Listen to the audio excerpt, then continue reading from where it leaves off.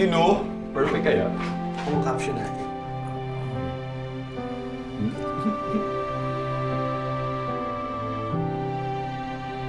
In fairness, ang dami agad comment kahit kakapost pa lang. Taas ang engagement, oh. Oo nga, no?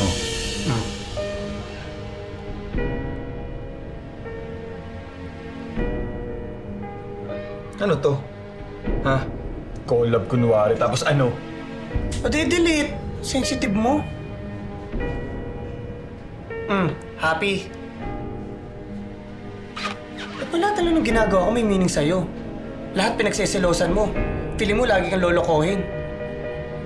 Ba?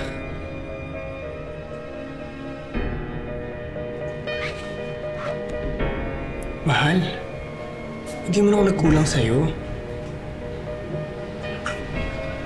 Mahal na mahal kita. Hindi kita kayang lokohin.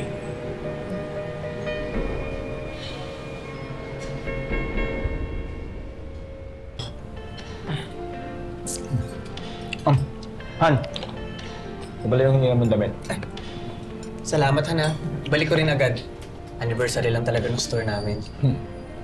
Excuse me, bill na ako.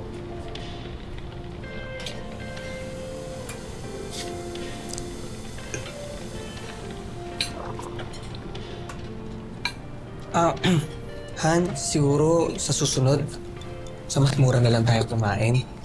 Special naman tong araw na to eh. Mansari kaya natin. Eh, alam mo naman na may pinag-iipunan ako, di ba? Malapit ko na mabili yung washing machine ni nanay. Hindi ko mapadeliver kasi lagi yung kinukulang ng pera, kakakain natin sa labas. Teka nga lang, umamin ka nga sa akin, ha?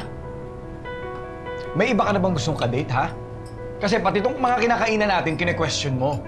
Eh noon, okay lang naman sa'yo, di ba? Bakit biglang nagbago ka na? Hindi ako nagbago. Ikaw. Napakasiloso mo. Lahat pinagsiselosan mo. Pati pagpili natin ng kakainan, iniisip ko na iba akong gustong kadate. Oo noon, ayos lang sa akin na kumakain tayo sa labas. Kasi minsan lang. Pero di mo na sinabi sa akin na every month kailangan kumain tayo sa labas. Alam mo, pinag-iipunan ako. May pamilya akong kailangan buhayin. So ano? Bad influence naman ako sa'yo ngayon, ha? Alam mo, hindi yan ang gusto ko sabihin. Huwag mo nga akong gawing tanga.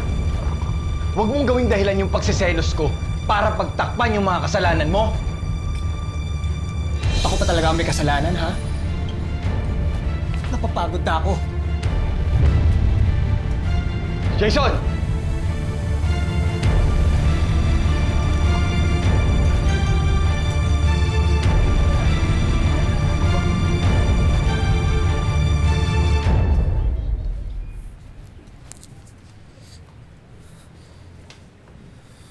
Oh, yun emote mo dyan, bakla. May problema ba?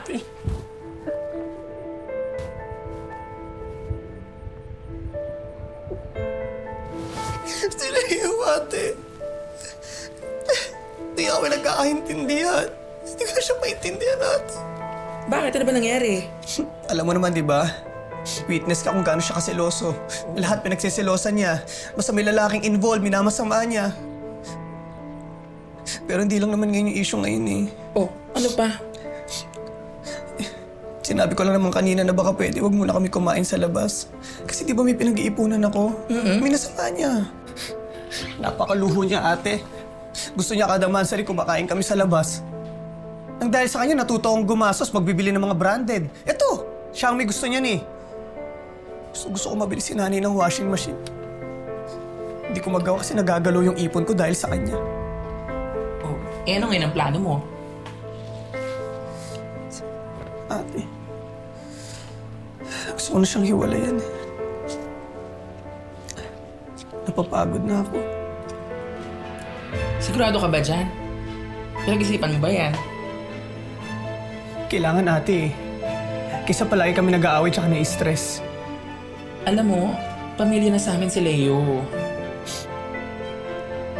Pero siyempre, ikaw ang susuportahan namin. Ngayon, kung ano sa tingin mo yung makakabuti para sa'yo, yun ang gawin mo.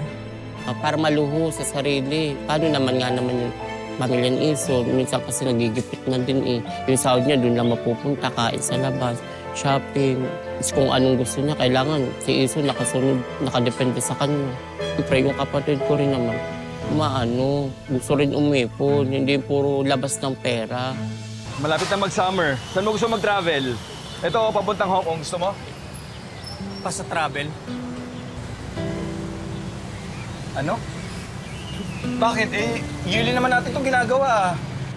Pa sa lahat ng gastos. Nag-iipon ako eh. Saan nagpunta ako dito hindi para dyan. Leo, may gusto akong sabihin sa'yo. So ano nga? Ha? Sabihin mo na. Oh, sorry. Pero siguro, maghiwalay na lang tayo. Kesa lagi tayo nag-aaway at nagkakasakitan. Makikipaghiwalay ka sa akin? Hindi. Hindi pwede. Hindi ako papayag, Jason. Hindi ako papayag.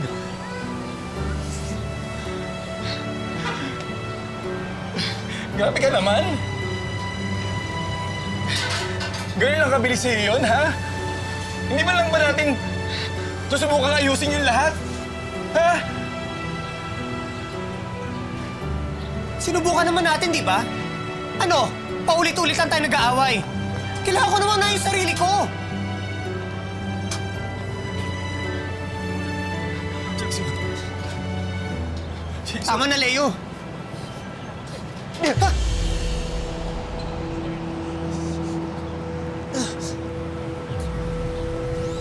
Sorry, Leo. May pangarap ako sa pamilya ko. Kailangan ko makaipon sa matupad yun. Na walang iniisip o nasasaktan ng ibang tao.